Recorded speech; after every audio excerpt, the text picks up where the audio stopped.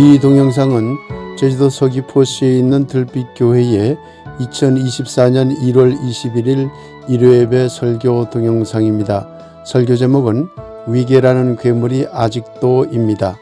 설교는 조영배 목사가 했습니다. 특별히 오늘은 여신도주의를 맞이하여 남녀 성평등에 대한 문제를 교회에서 어떻게 다루고 있는지를 함께 고민해 보았습니다.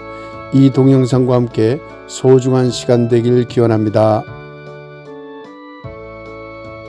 오늘의 말씀을 함께 읽도록 하겠습니다.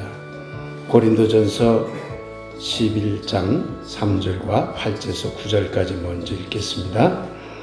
그러나 나는 너희가 알기를 원하노니 각 남자의 머리는 그리스도요 여자의 머리는 남자요 그리스도의 머리는 하나님이시라.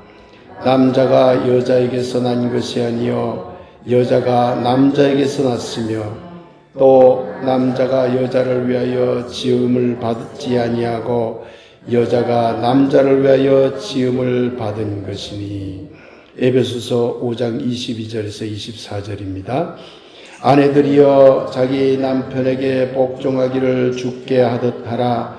이는 남편이 아내의 머리됨이 그리스도께서 교회의 머리됨과 같음이니 그가 바로 몸의 구주시니라.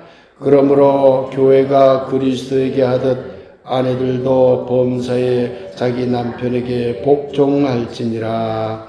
말씀을 새롭게 받겠습니다. 아멘.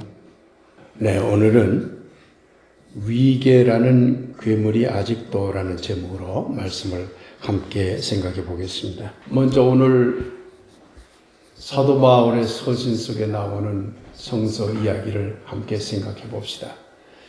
사도 바울은 여자 위에 남자가 있고 남자 위에 그리스도가 있고 그리스도 위에 하나님이 있다고 했습니다. 따라서 남자가 여자를 위해서 지음받은 게 아니라 여자가 남자를 위해서 지음받았다고 말하고 있죠. 그러기에 사도 바울은 에베소서에서 또다시 말하고 있죠. 여자들이여, 아내들이여, 남편에게 복종하시오.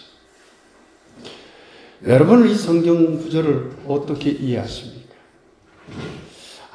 좋은 말씀입니다. 그렇게 받아들이세요? 기분 나빠요. 기분 나쁘죠? 예. 기분 좋아요. 저도 좀 기분 나쁩니다, 사실은. 오늘날 도저히 받아들일 수 없는 성서 구절인 것이죠. 우리 교회는 글자 그대로 성서를 믿지 않습니다. 성서 내용을 시간과 공간 속에서 재해석하려는 이른바 해석학적 신앙을 가진 교회입니다. 끊임없이 해석하면서 새롭고 바람직하게 성경을 읽어내야 된다고 하는 교회이지요. 바울의 편지 내용은 1세기 유대 땅이라는 시간과 공간 속에서 쓰여진 문서입니다. 그러니 그 내용을 글자 그대로 믿으라는 것은 21세기 사람들에게 1세기 사람처럼 생각하며 살아가라고 강요하는 폭력이 됩니다. 성서는 결코 완전한 문서가 아닙니다. 아니, 이 세상 그 어떤 문서도, 그 어떤 종교의 문서도 완전한 것은 없습니다. 성서도 계속하여 21세기의 시대 정신에 맞게 새롭게 해석해야 하는 문서 중에 하나일 뿐입니다. 그러나 안타깝게도 중세 가톨릭 교회 이후 성서는 교회의 절대 권위와 위계적인 교회관, 위계적인 세계관을 뒷받침하는 강압적인 문서로 둔갑해버리고 말았습니다. 가톨릭뿐만이 아닙니다. 개신교도 마찬가지입니다. 아직도 한국교회 상당수는 바울 서신이나 교회 교리에 의한 위계적인 신앙, 높고 낮은 계층이 있다는 신앙, 그리고 그러한 위계적인 교회의 틀을 벗어나지 못하고 있습니다. 그런 결과라고나 할까요? 남녀 관계를 매우 위계적인 관계로 여전히 보는 것이 바로 기독교입니다. 가톨릭도 그렇고 개신교도 그렇습니다. 그런데 우리 교회는 이성적으로는, 즉 머리로는 위계적인 신앙과 위계적인 교회의 틀을 벗어났습니다. 그래서는 안 된다는 걸 우리 교회는 철저히 알아요. 그래서 우리는 위계적인 기독교 신앙을 거부하는 교회입니다. 하나님이나 예수 그리스도조차 우리는 위계적으로 믿지 않습니다. 절대 권력자가 쫙 저기 있으면서 너희들은 내 말 들어라, 이런 신을 우리는 믿지 않습니다. 하지만 우리 교회라고 해서 위계적인 신앙의 틀을 온전히 벗어났을까요? 위계적이어서는 안 된다는 사실을 잘 알고 있으면서도 기독교 안에 깊이 들이운 위계성과, 그뿐만 아니라 우리나라의 문화 전통 속에서 이어져 내려온 다양한 위계적인 문화들이 우리 안에 깊이 깔려 있어서 아직도 우리는 교회 안에서든 교회 밖에서든 위계적인 생각과 그러한 삶을 온전히 바꾸지 못하고 있는 것 또한 현실입니다. 저부터도 그렇습니다. 가끔 제가 집에서 집사람과 이렇게 티격태격 하던가 어떤 상황을 놓고 생각해 보면, 나도 위계적인 틀을 완전히 못 벗어나는구나, 그렇게 반성을 하게 되는 것이죠. 그러나 우리는 압니다. 위계적인 신앙과 위계적인 교회의 틀은 21세기 기독교에서 하루빨리 던져버려야 한다는 사실을 말입니다. 그래서 우리는 완벽하지는 못하더라도 이를 고치기 위해 여러 가지를 노력하고 있습니다. 저도 개인적으로 그러합니다. 여러분도 그러하리라고 저는 믿습니다. 바울 사상은 오늘 본문에서도 나타났습니다만, 바울 사상은 신과 인간, 예수와 인간, 그리고 남성과 여성 등의 관계에서의 위계성을, 높고낮음을 매우 강조하고 있습니다. 이런 바울 사상은 당시 그리스 사상의 냄새가 짙게 배어 있습니다. 그리스 사상하면 플라톤을 떠올리게 됩니다. 플라톤은 이데아가 참이고 현상은 그림자에 불과하다고 그랬어요. 언젠가 여러분에게 말씀드렸죠? 이데아, 저 천상 위에 있는 이데아가 참이고 우리 관념 속에 있는 이데아가 참이고 실질적인 이런 것들은 다 가짜다. 그러니 어느 게 더 높은 위상을 가질까요? 이데아가 높죠. 이것은 낮은 게 되는 거죠. 그러니 그 이데아를 생각할 수 있는 인간의 정신은 굉장히 높지만 육체는 매우 낮은 게 돼요. 플라톤의 사상은 출발부터 위계적이야. 높고 낮음을 나눠요. 그래서 심지어 플라톤은 무슨 얘기를 했냐면은 영혼은, 인간의 영혼, 이데아를 생각할 수 있는 영혼은 육체라는 감옥에 갇혀있다. 육체를 정말 형편없는 것으로 여겼던 것이죠. 위계성을 가지고 자기 사상을 펼쳐나갔던 것이죠. 플라톤의 이러한 사상이 아리스토텔레스에게 넘어왔어요. 근데 이 아리스토텔레스도 철저하게 위계적으로 이 세계를 바라봤어요. 그런데 이러한 사상이 다시 플로티노스라고 하는 사상가에게 들어왔어요. 이 플로티노스라는 사상가가 만들어낸 자기의 사상의 내용이 플라톤적인 거예요. 그래서 신플라톤주의라고 그래요.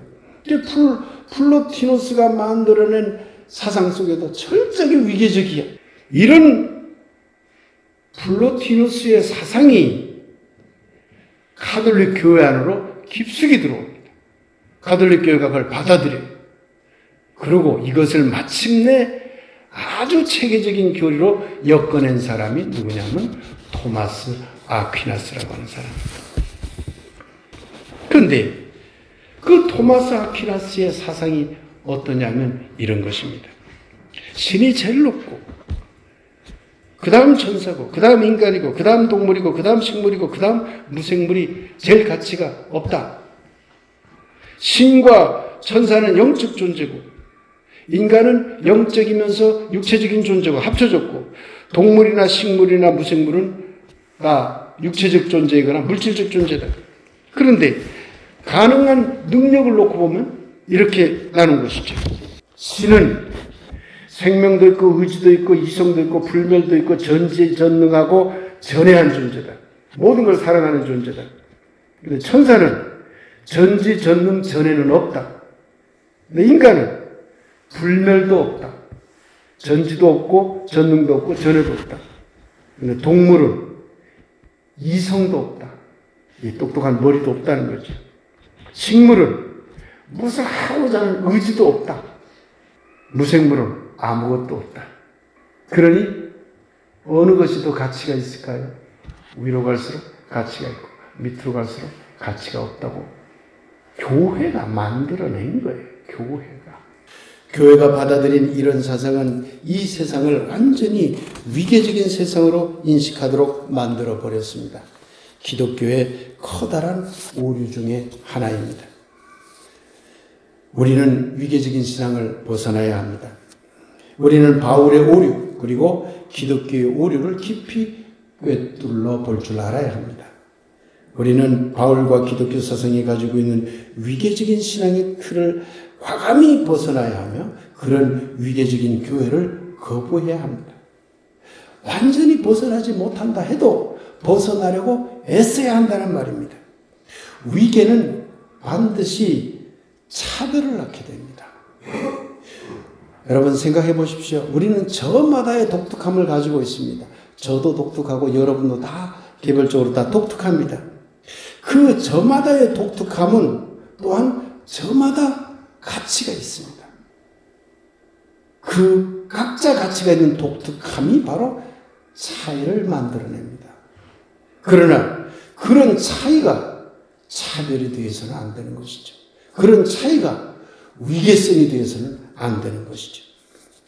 그렇다면 우리는 두 가지를 물어야 합니다. 그리스도인으로서 두 가지를 꼭 물어야 합니다. 첫 번째는 하나님은, 신은 위계적인 존재인가 아닌가를 물어야 합니다. 과거 기독교는 신을 인간이 감히 넘어설 수 없는 절대적인 존재로 보았습니다.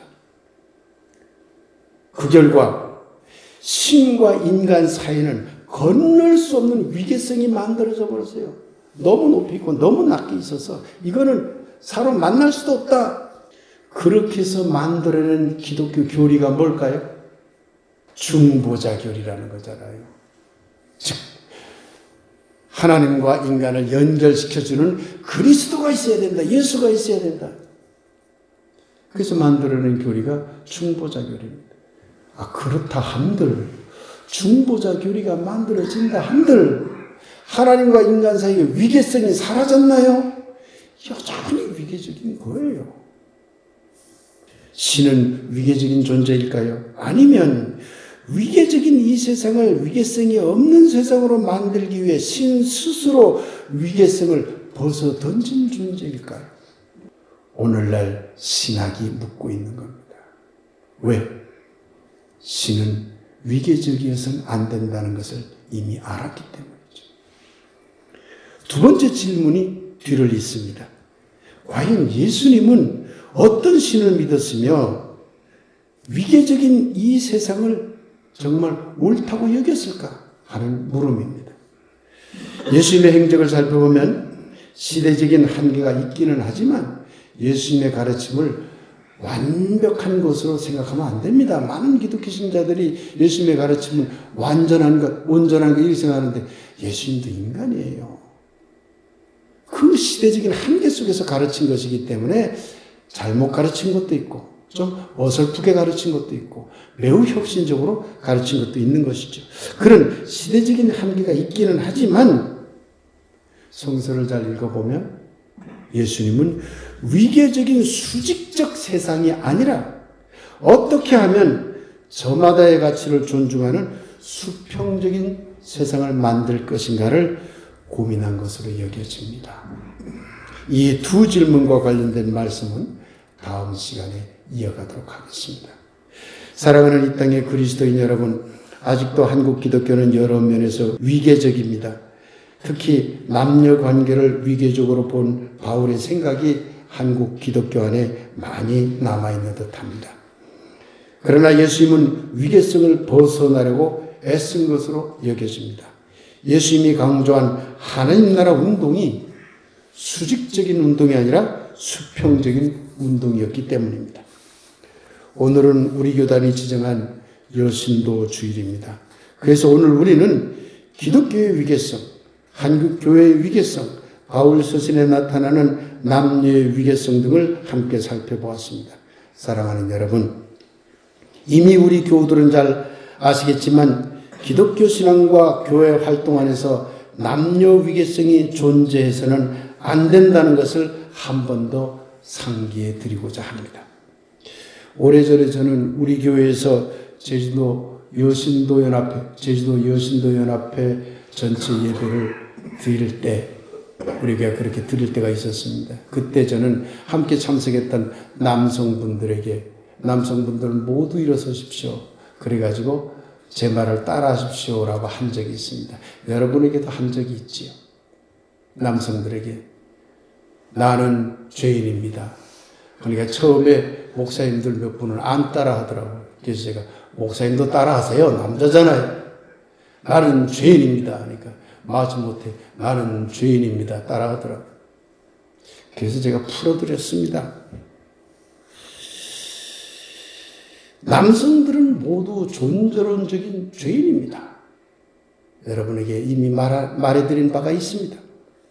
이 말은 지금도 유효하고 앞으로 상당 기간 유효할 것입니다. 21세기가 되어 많은 변화가 일어나고는 있지만 아직도 남성 우월적, 남성 중심적인 시스템 위에 오늘의 사회 구조가 운용되고 있기 때문에 그렇습니다. 남성들이 원하든 원치 않든 간에 그런 남성 우월적인 시스템 위에서 남성들이 살고 있어요. 남성으로 태어났다는 것 하나 때문에 우월적인 시스템의 혜택을 누리면서 살고 있어요. 여성들에게 불평등을 일으키고 있는 거죠. 그러니 우리 개개인이 잘못은 아니지만 시스템이 아직 변화가 일어나지 않았기 때문에 여전히 불평등의 죄를 우리는 짓고 있는 거죠.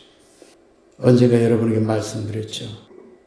어느 하나만 놓고 봐도 이미 우리는 남성 우월적, 남성 중심적인 언어 체제를 가지고 살아가고 있습니다. 오랜 세월 동안, 수천 년 동안 남성 우월적인 상황 속에서 살아왔기 때문에 언어가 당연히 그런 언어만 만들어진 거죠. 우리가 이미 틀렸다는 걸 알게 됐어요. 지금. 알게 됐는데 그 언어를 다 바꿀 수가 없는 거야. 내가 바꿨다고 되지도 않아, 사회 시스템은. 앞으로 상당 기간 동안 그런 언어 구조 속에 살아가요. 그러니 결국 남자들은 죄를 짓고 있는 셈인 거죠. 알고 있는 사람들은 그런 생각을 한다는 겁니다. 모르는 사람은 아직도 남성 우월적인 언어를 빵빵 쓰겠지. 이런 존재론적인 한계를 의식하는 교회는, 그런 존재론적인 한계를 의식하는 신앙인은 매우 건강한 교회이며 건강한 신앙인들입니다. 저는 그런 면에서 우리 교회와 우리 들빛 사람들은 건강한 교회이고 건강한 신앙인들이라고 믿습니다.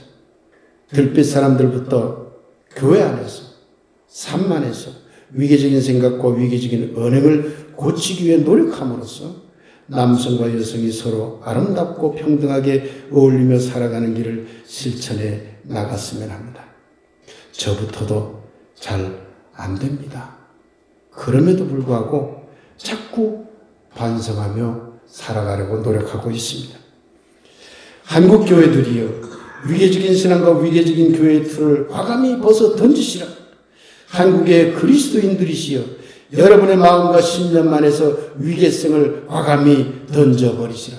남녀 간의 위계성도, 장로니 목사니 하는 지위에 따른 위계성도 모두 던져버리시라. 나아가 신과 인간과 동물과 식물과 무생물의 위계라는 오래된 편견도 교회 안에서 추방하시라. 그렇게 될 때 진정으로 여러분은 사랑의 신을 만나게 될 것입니다. 그렇게 될 때 이 세상은 조금이라도 더 예수님이 꿈꿨던 하나님 나라를 닮아갈 수 있을 것입니다. 전지전능의 권위에 줄 서 있는 위계적인 신앙과 그에 따른 위계적인 삶이 아니라 서로 다른 존재를 동등한 가치로 바라보는, 그래서 위계가 없는 아름다운 신앙과 아름다운 삶이 들빛교회 교우들과 들빛 사람들 그리고 모든 존재 위에 가득하게 되길 예수님 이름으로 간절히 축복하며 기원합니다. 아멘. 위계가 없답니다. 사랑의 하나님에게는 위계가 없답니다. 위계가 있답니다. 권위적인 교회의 신 안에서는 위계가 있답니다. 하늘이시여, 당신은 위계의 신인가요? 사랑의 신인가요? 사랑의 신이라면 이 땅의 교회들을 해체하여 새롭게 만들게 하소서. 아멘.